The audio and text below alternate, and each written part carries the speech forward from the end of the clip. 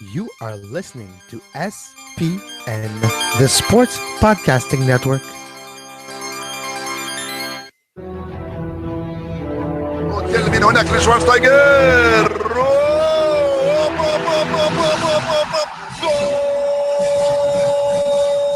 Va a pegarle Ronaldinho Gaucho. Ya lo hace. Pierna derecha, directo al arco. ¡Golazo! ¡Golazo! ¡Golazo! ¡Golazo!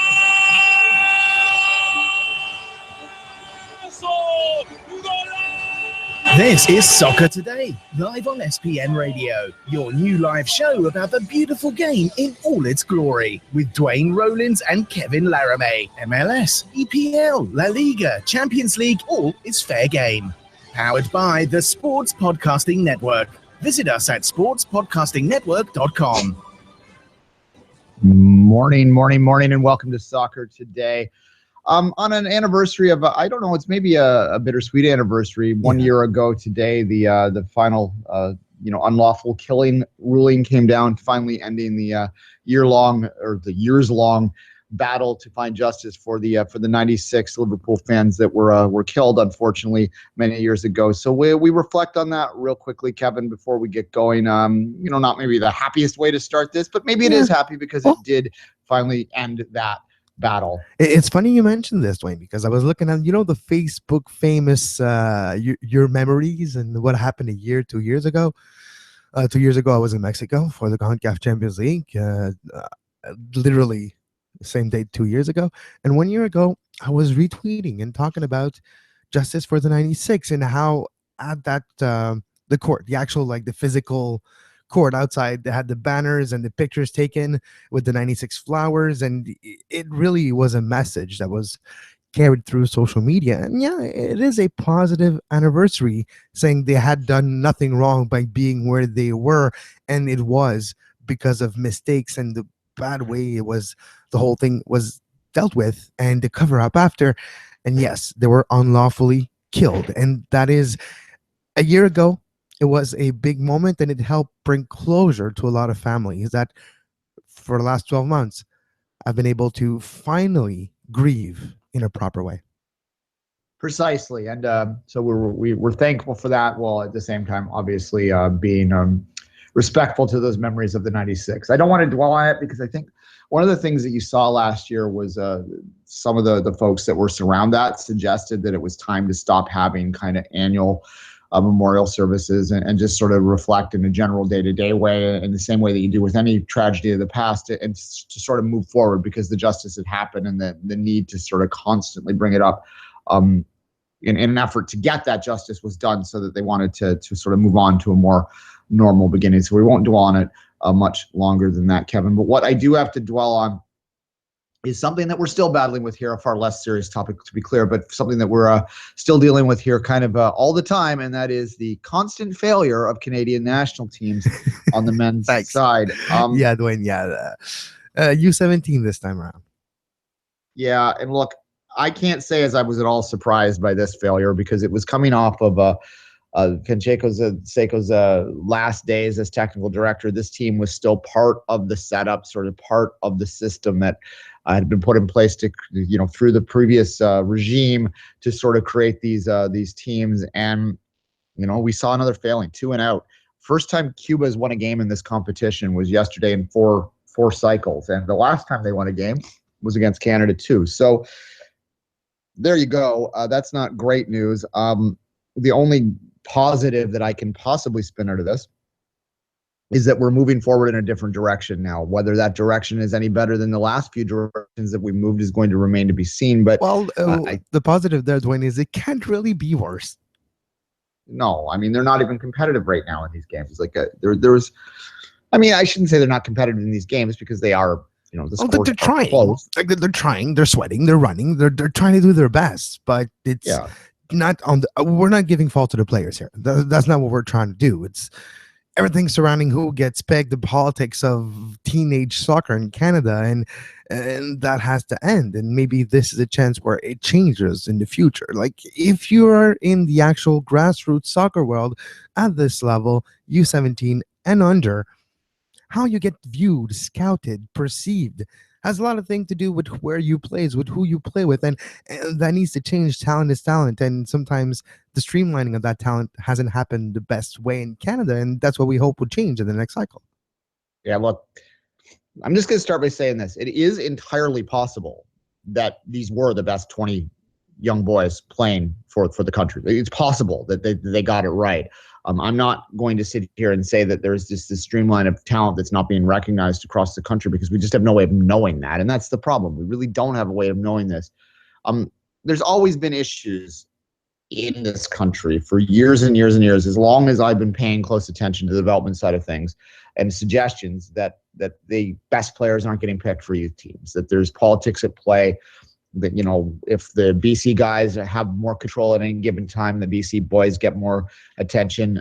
You know, Ontario guys, same way, whatever. Like, it's generally perceived regionally and all that sort of stuff. The latest. I was going to say to him quickly on the Quebec side, it's been like the lack of Quebec representation in the youth level and internationally for Canada. It's been like remarkable how few players over the years were considered. Now it's starting to change since the Montreal Impact joined MLS. But before, it was the dark ages of Quebec soccer when you're looking at the Canadian scene.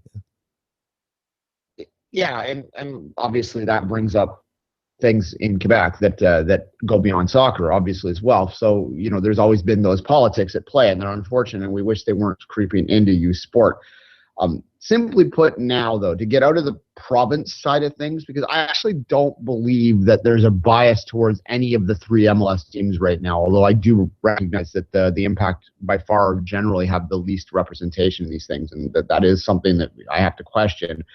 Whether or not that's just that they're not as integrated into the overall Canadian system or not. Integrated or not, that's what we're saying about politics. It doesn't matter. Talent needs to speak. If the guy is good enough, even though you might not get to see him as often and are not friends with who he plays for, it shouldn't matter. That's what I'm saying. Yeah. You know, I don't look. I'm not defending that at all, to be clear. I want to make that 100% clear that I think there's a problem here. In fact, I was tweeting about it the other day, but I'm just trying to look at a greater nuance of where that problem comes from. I think that there's biases at play that are a little more subconscious than some people sometimes think. I don't think this is as simple as like guys in Toronto going, we got to give the Toronto guys a chance. I think it's just guys in Toronto that have an inherent bias against the kids that they see all the time.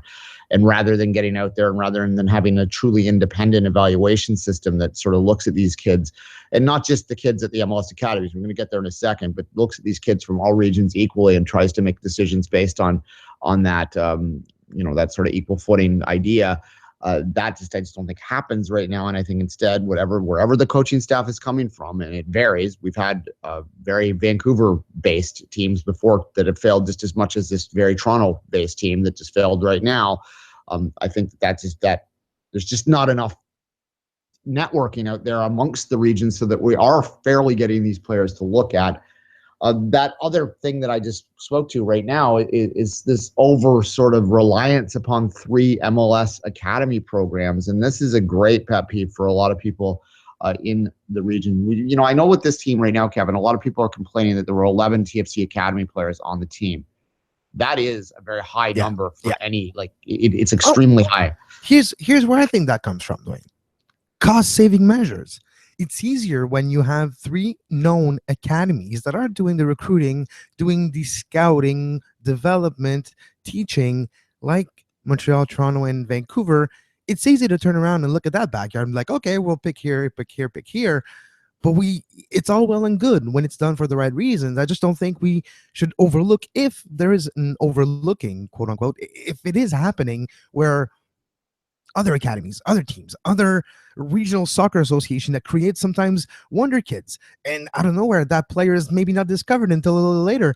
And that's where I'm saying sometimes there's a lack of opened minds, where maybe a player comes out of nowhere, out of left field, out of Edmonton or anywhere else at a young age, and be able not just to continue in this pathway in his own way and not have to always join an MLS academy, and to be recognized at the Canadian national level, like a U17. That's the best example, where there may be a 15-year-old that's really amazing somewhere playing for the Foothills in Calgary or something, and because they're not as viewed as highly as a U17 team from an MLS academy, maybe he's not going to get the shot that he should he should be having because he's that talented, right?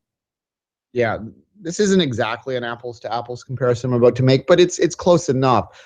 The 11 TFC Academy players, they primarily would play for TFC 3 at this particular time. They'd at least be in that sort of pod system that brings players up to their League One Ontario team.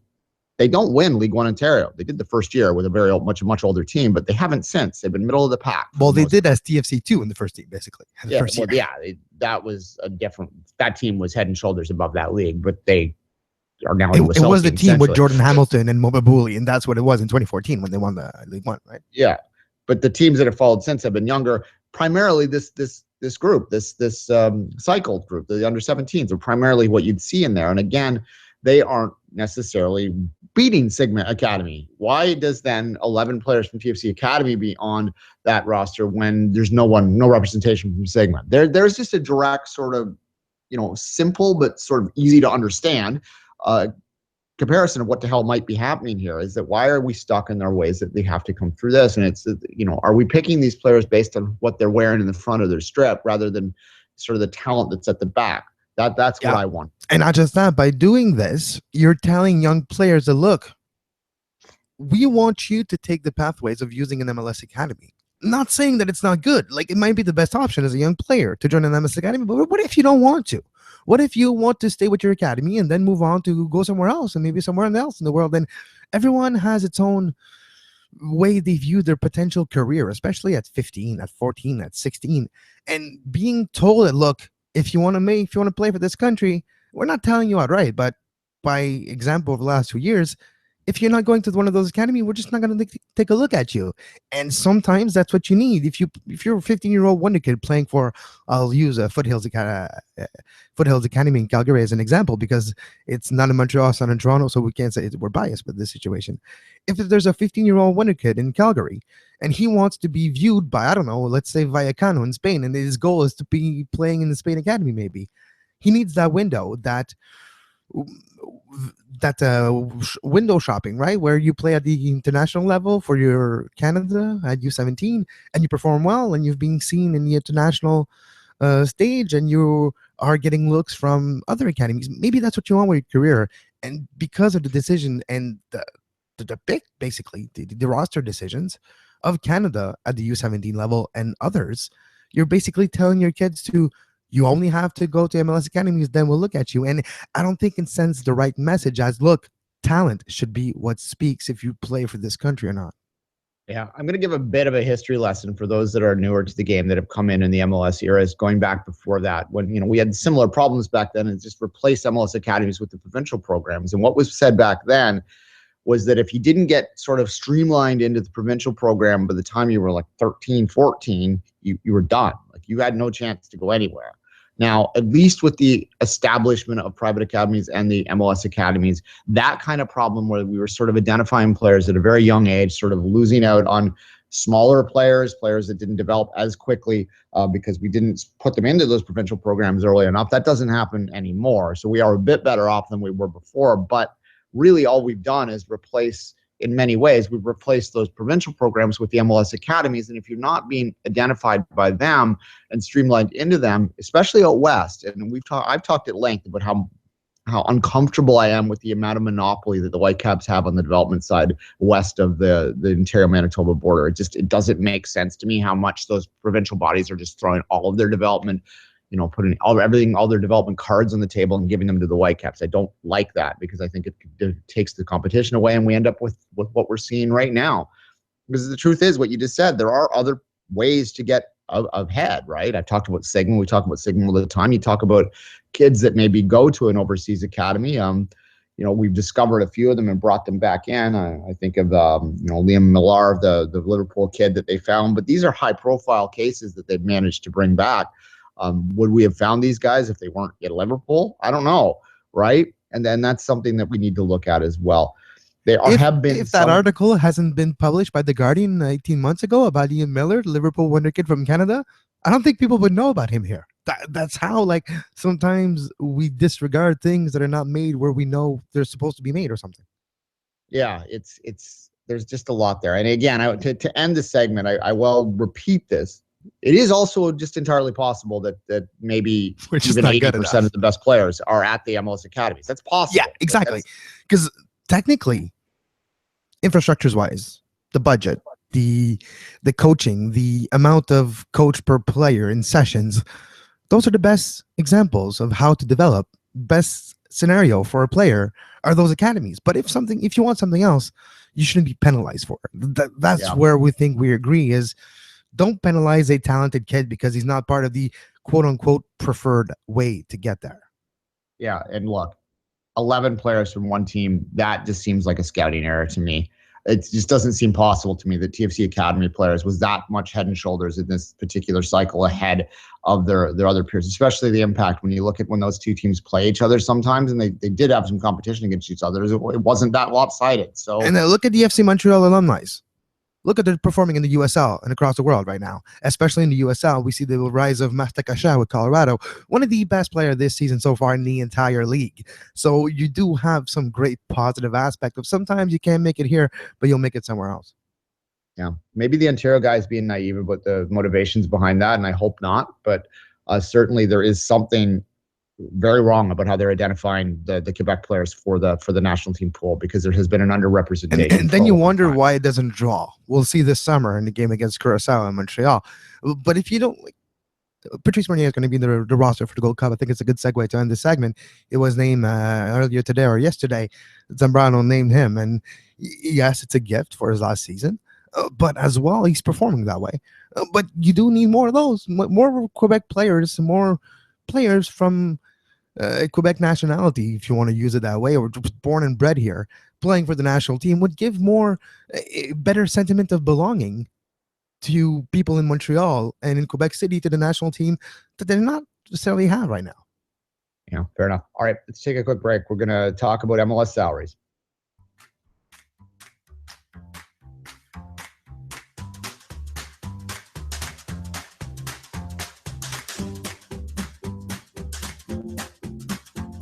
You are listening to Soccer Today, live on SPN Radio.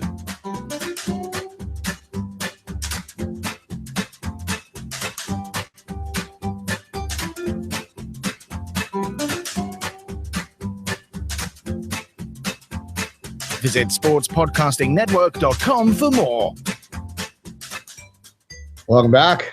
It's always fun when the MLS salary information comes out. We get to look over lists of numbers and try and figure out what they mean. We get to look at spreadsheet and our eyes get to cross for a few hours because we're seeing so many numbers at the same time. But I don't know where you want to start with the salaries, Duane. Kaká, for the third straight year, the biggest paid player, best paid player in the league. And quite frankly, it's a mistake by Orlando how they're paying him for the last few years, especially this year when you look at how Orlando is performing without Kaká at the top of the team.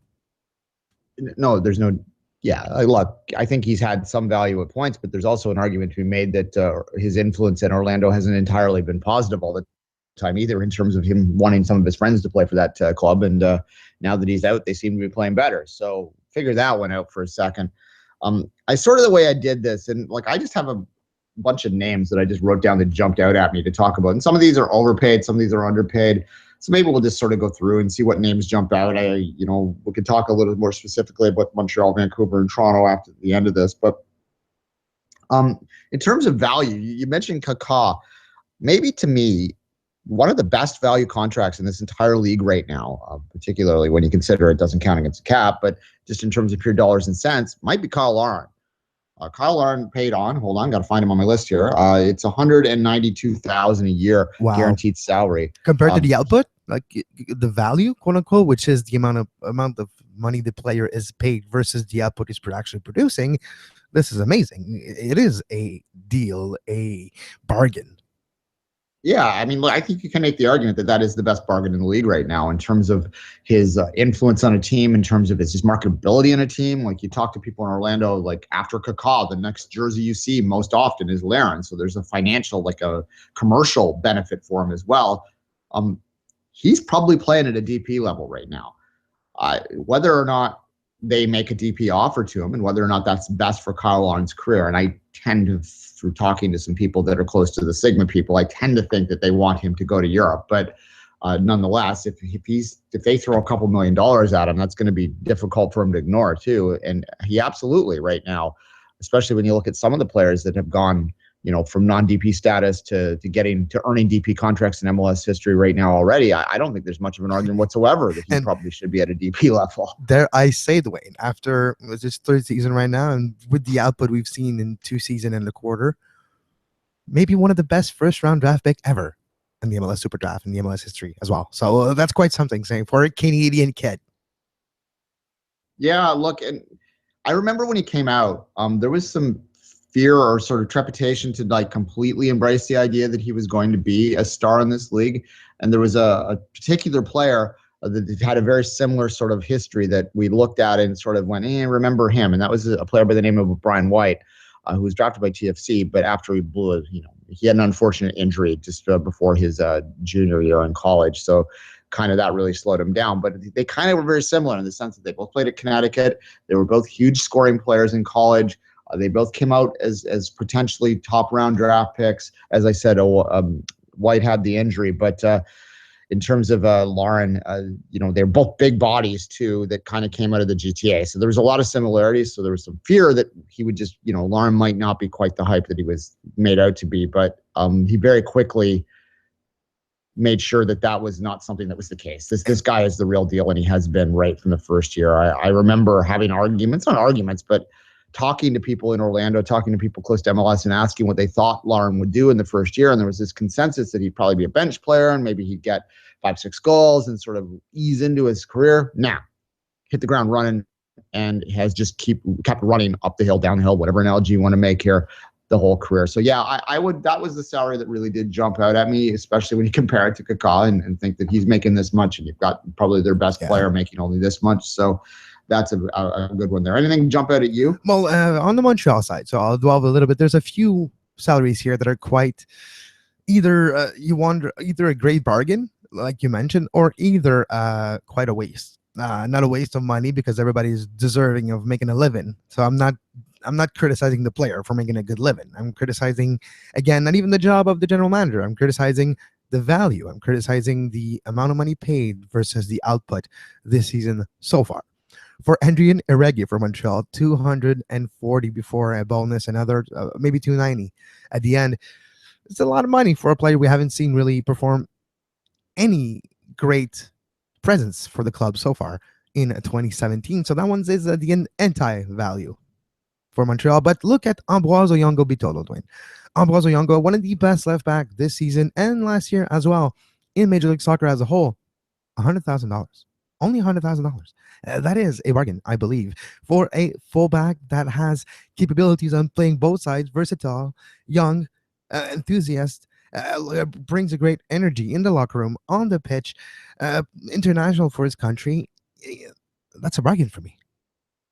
For sure. The kid, Jackson Mall as well. Obviously, it said, what is it? $22,000 a goal so far. Like, yes. Just that is great value when you look at it in the league. Because if you look at Andy Piatti, if you're looking at Schweinsteiger or things, sometimes it's hundreds of thousands of dollars of value on each goals. If you break it down this way, 3 goals for $66,000 a year for Jackson Mall so far. He's going to be due for a raise just because of those 3 goals. Precisely. And I'll give a little nod to the second time we mentioned him in this podcast to Patrice Bernier as well at $165,000 for a veteran presence like that. Who has not only just been a veteran presence, but a presence on the field that's really a contributing factor. That's a pretty good value. Well, he was leading the assist up until this week, I believe, in the entire league. Patrice Bernier with 4 assists, twice the amount he had last year. He really came into this season okay. Patrice Bernier is always taking care of his body. Like we'll be fair, he always ate properly. He always took care of his body, training, recovery. But he found something, and he came in this season. I don't know if it's the motivation of playing your last year he always felt he needed to prove himself. Maybe that goes with what we're talking about the first segment as a Canadian kid playing abroad and trying to always prove his worth everywhere because you have a certain perception because you're Canadian and you're supposed to play hockey, not soccer, right? That's what people think. And you have to overcome that. He has. But he came in this season with a even more chip on his shoulder, even bigger motivation. And the output he has produced for that $165,000 shows the amount of motivation, passion, love of the game, respect of the game. He doesn't want to leave on a bad note. He wants to make it good. and that's what he's trying to do. Right, to move it to Vancouver, the obvious value contract that jumps out at you is the kid, Alphonso Davies, only on $65,000, although I wish I was making $65,000 at his age, but nonetheless. Yeah, when you're living at your parents or in a dorm and you don't need really to spend anything. Yes. If I was making $65,000 at his age, I'd be dead by now. I'll just say that. You can draw your own conclusions as to why. You'll be that dead somewhere. Putting that aside, so it's obvious his contributions on the pitch are far outweighing 65. He's already made that money, right? Like he's already earned that, even if he does nothing else the rest of the year. The problem with the rest of the Whitecaps salaries is, and I say this diplomatically because I have my reputation with Whitecaps fans, but there's not a lot of value there. There's a few of them that jump out on the opposite side altogether. Obviously, Rex Shea is a disaster of a contract, but they inherited that one, so I'll give them a bit of a break. And with the injury, it's not necessarily it's not their fault as well, right? He did show some things for Vancouver. Did score an important goal in Champions League presence and all that, but with the injury, it turns out that this $625, $670 with compensation, $1,000 a year. A DP, but not necessarily DP because of TAM. That is a big blow for the rest of the season for the salary cap and for Vancouver. Yeah, I hate to bash a Canadian player, but Russell Tybert's $194,000 is one that's difficult to completely comprehend within the context of his contributions over the year. He's been at best a spot starter through the times, and that's quite a bit to pay for that. Kendall Watson is a player that has both good value and bad value all in, within the same game sometimes. So whatever, $368,000 there. We've talked about it before, right? The salary, when you have a salary in the high non-DP range of 350 to 500, right? The amount of cap hit is so big that the value almost needs to be almost DP-like for it to make sense in a salary cap world. Yes, there is TAM and GAM now, especially TAM, to be able to reduce those numbers in the cap hit of an example, a Kendall Watson or a Tony Chani or even a Christian Teixeira. All players over $300,000 a year, but with TAM and GAM, you can control the cap hit. But still, those players need to bring value to your team because in a salary cap league, where you have I think it's 3 million.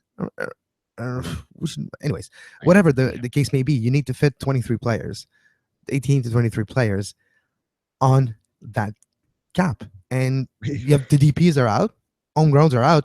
But then if you have a lot of 300,000 players, you're gonna miss some spots here and there because the value needs to be there. Otherwise, it's just so much of a hindrance for how you're gonna manage your team that it's maybe not even worth it. Yeah, when TFC is paying your players $20 million total as a roster, it's hard to take the MLS salary cap too seriously sometimes anyway, what the exact number is. So it's not a hard cap anymore, right? Yeah. We've gone away from the hard cap. 20 million is what TFC's salary budget comes in at. Yikes. Yeah. Which in the world of pro sports in North America, it's not a lot compared to this is what one player makes in Major League Baseball. Lowry's going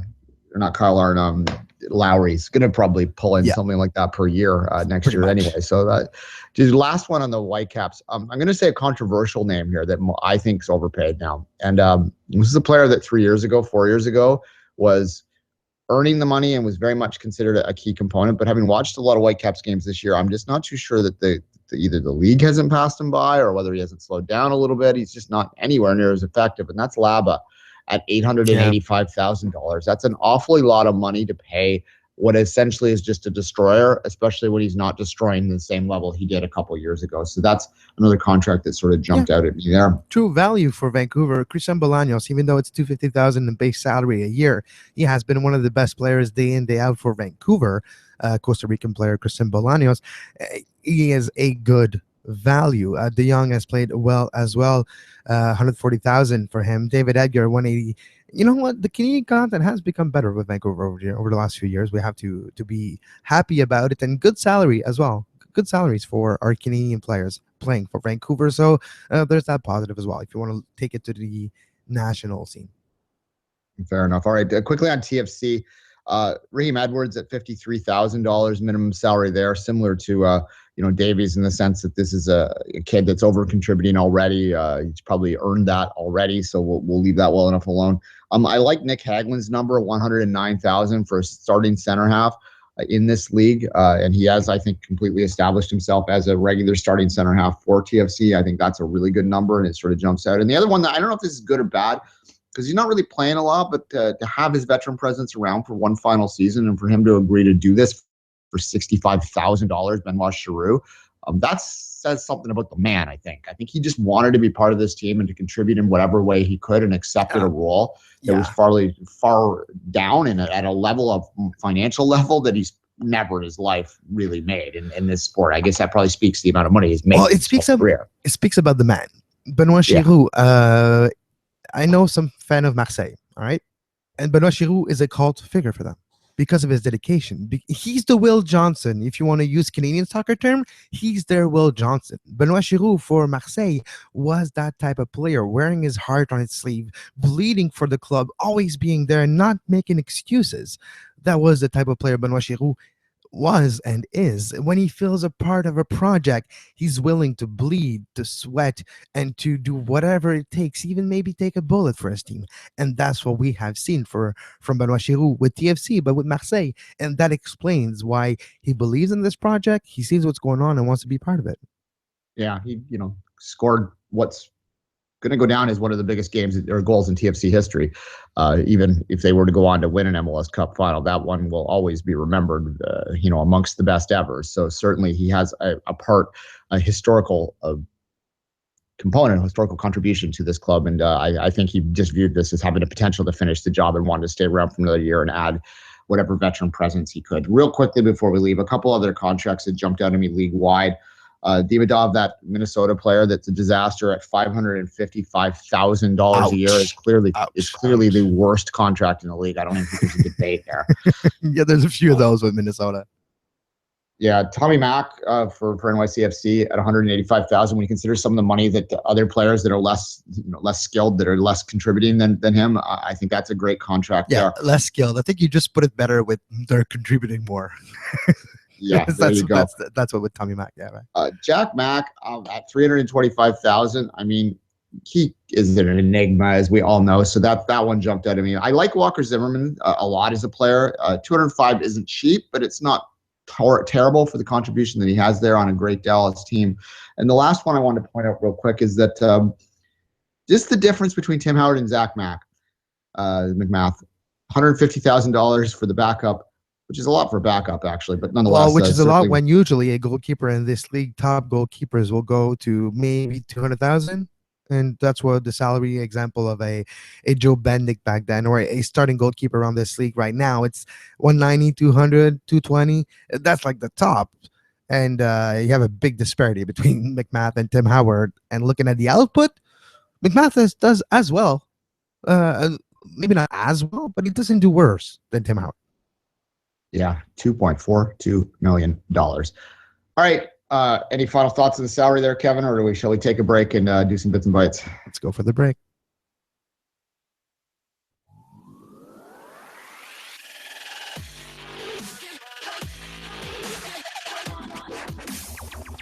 You're listening to Soccer Today on SPN Radio.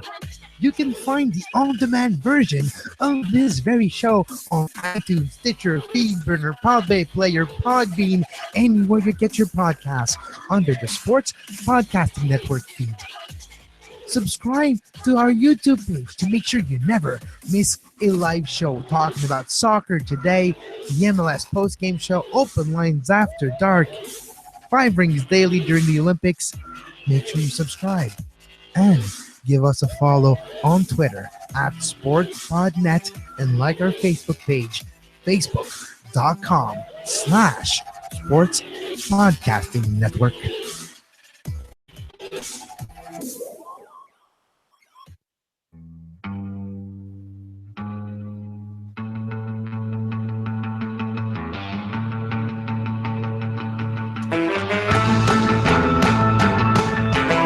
The bits and bites on Soccer Today. He's talking to himself again. Yeah, good thing I have a mute button. Yeah. How's it feel to be under my control, Duane? There you go. I was saying to off air, I was texting Kevin before the show, as we often do, to try and figure the lineup out. And Victor Monteglani was talking to a Bermuda newspaper this week, and he expanded on his plans for this League of Nations idea, which the more I hear about it, the more I like, actually, quite a bit. And what I said to him is they must be listening to us, because what they outlined, the expanded plans for this, were pretty much exactly what we described when I was speculating how it might work a couple weeks ago when we first talked about it. If you haven't read the article, and it's you can get it on Reddit if you want to find it that way, but it's Bermuda, I think the Bermuda Sun, maybe. I assume every newspaper down there is called the Sun. Why? Just because it's sunny all the time? That or colonist or so. Yeah. Anyway, it's something. Times Colonist. Yeah. They actually, I think it might be called the Times Colonist. There you go. There you go. The Sabrina newspaper, what he said to him is that basically, like I said back at the time, that you'd be placed according to your strength. So you'd be playing in different leagues. There would be, wait for it, promotion and relegation between these zones, and that beyond that, they might tie it into a Gold Cup qualifying, so that you have to be in the top group to make the Gold Cup. So that does add a little wrinkle there too. That would be will affect Canada, because up until right we're now, not going to play in the Gold Cup anymore. Well, we'll have to qualify for it, which I'm not opposed to. And it's actually smart too. If they do make it Gold Cup qualifying, that would more points.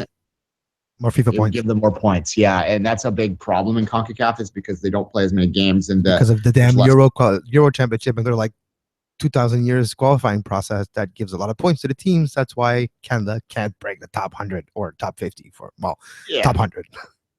Yeah, we don't talk about the FIFA ranking points very often. Like when they come out every month and Canada's ranked between whatever small nation, whatever other small nation. We don't talk about that because it's a ridiculous thing, and I just get tired of explaining why it's irrelevant and why although they're not good, their world ranking is not as bad as their actual world standing is not as bad as their world ranking. Like the ranking works for the top teams.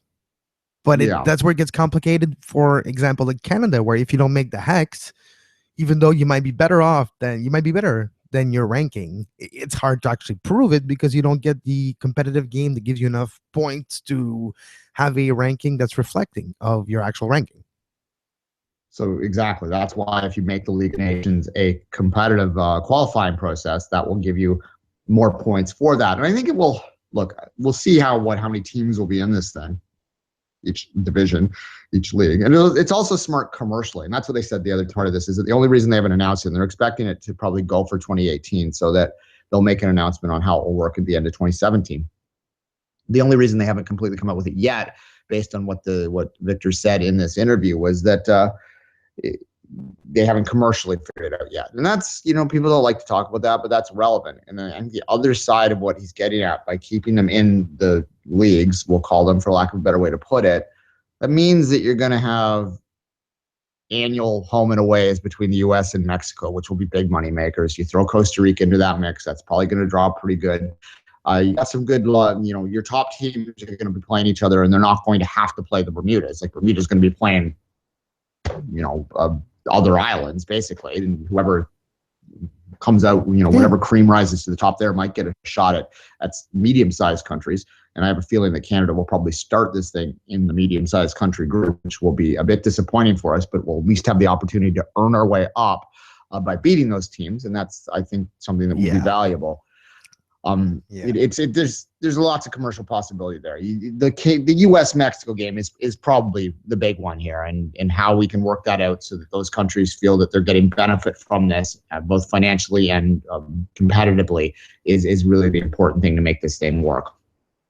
Yeah, exactly. So it'll be interesting to keep an eye on it. This is the bits and bytes, so I'm going to go totally left field. Newcastle joining Brighton in the Premier League as they qualified last night. Then they made sure they're going to be in the Premiership next year. So back from the Championship is Newcastle.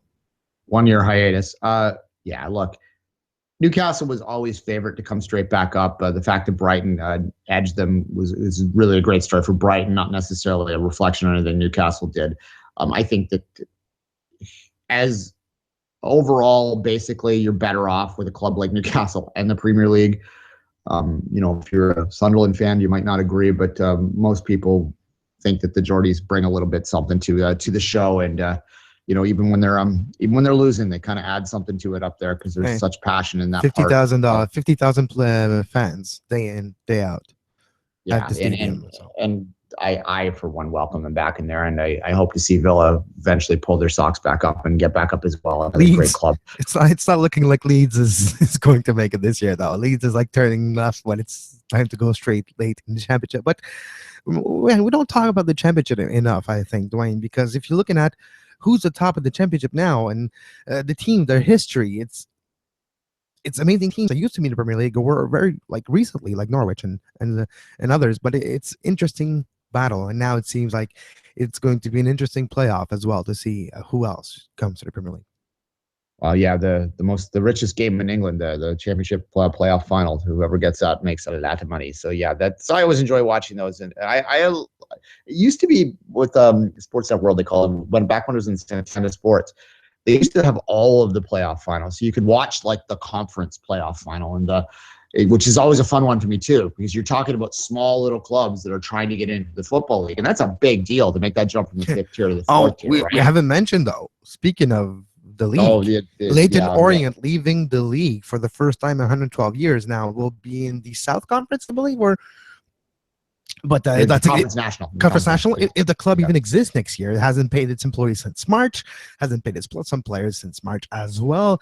Big trouble for this historical club that now is out of league football for the first time in 112 years. Shame on you, owners of Leyton Orient, taking that brand and literally driving it to the ground. Yeah, and I think that you just hit on something there. They will be in the Conference National or whatever the hell it's called nowadays, because they change its name all the times. But the Conference National is how I would think of it. They will be there, provided that they don't go into administration, in which case they will probably rise back as a Phoenix club and have to do, like we've seen other clubs like Darlington, for instance, is just kind of knocking on the door, getting back up to that level again after going back as a Phoenix club. So it's Darlington, by the way, they got their name back. I think that's an interesting thing. We didn't talk about it at the time because they had to, most of the Phoenix clubs, they can't keep the original name. They have to add something to it. So in Darlington's case, they added the year that the original team was oriented, came into be.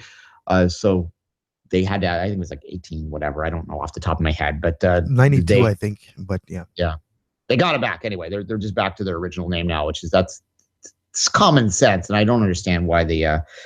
We don't have to punish these fans any more than we already are, I think, when these things happen. But nonetheless, we'll watch that one with interest. Leyton Orient never been in the top, but they've always sort of been around, and it's unfortunate to see them go away. We should talk about Joey Barton.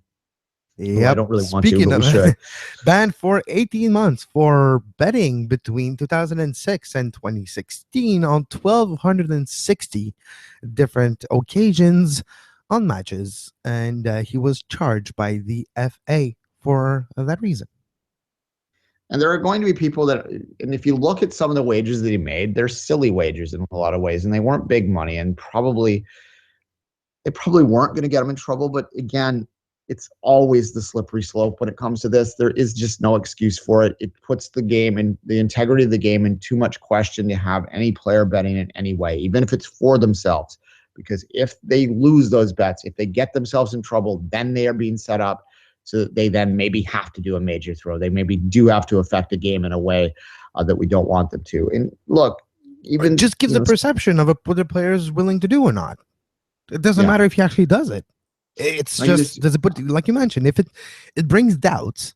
And now, in the words of Iron Fist, which I've been binge watching for the last few days, when you doubt, you're dead. And if it brings doubt to the mind of the supporters, that look, players might be in a weird mental state of losing bets and trying to do something to recover or to make do, quote unquote, and that can put the integrity of a result of a game in question. And if that happens, when does it start? When does it stop? And it opens Pandora's box. And 18 months is a big ban, but I don't even think it's big enough. Like, ask Pete Rose. Exactly. Yeah. Look, well, it'll effectively end, I think, Joey Barton's career at 18-month ban at this point. But just because of his age, nonetheless, you're right. If he was a younger player, you would question whether he shouldn't just be a lifetime ban at that point, or at least a 5-year ban or something that would effectively end. In Joey Barton's case, we're actually wondering how he hasn't been barred for life already over the last few years with the legal troubles and all that, and fights and shouting incidents and all that. Like, you were wondering how he is still playing in the Premier League right now. But yeah. It's a shame again. And I've said this before when we've talked about Joey Barton, and he's like one of those players, one of those personalities that gets talked about a lot because he does stupid things. He is a decent player. That's the shame of all this, is that his skill is wasted a little bit by the distractions he causes for himself. And this, like, he played well for Burnley this season. Like, he is one of the reasons Burnley is having a little bit of success this year, is when cut our field, fine. But Joey Barton like had a goal, a free kick, and had some great presence for the club, and brought fans to the stadium, and brought some cameras as well to talk about Burnley. And he was worth his value in this team this year. So it's a shame, because we had positive stories for Barton over the last few months, and now we're only going to talk about this, and seems like this is going to be the way he retires. And he mentioned on social media as well, due to this ban, it effectively gives him no choice but to prematurely retire. He is taking the case to appeal. He has a spreadsheet on his personal website explaining every bad that he did and trying to justify his quote unquote innocence, or maybe the punishment shouldn't be as hard. So he will take it to appeal. But as of right now, it's a sad way to end your career, when just a few months before you had finally what could be perceived as a positive output of your career. Yeah. Again, a shame. And it's a player that I watched a decade or so ago on my team. So I do have maybe a softer spot for him than others, because I've seen him do good things on the pitch, but it is hard to, also indirectly helped Manchester City's greatest moment ever, but that was as a member of QPR and his stupidity at halftime. But yes. Nonetheless, there we go. Oh, maybe it was all a conspiracy moment for a second, Duane. Maybe it was all planned that way. Yeah, well, maybe he was feuding one of his bets. Maybe back then, Manchester City was like, "Look, we'll give you a little bit more money so you can bet, but help us win the title this year."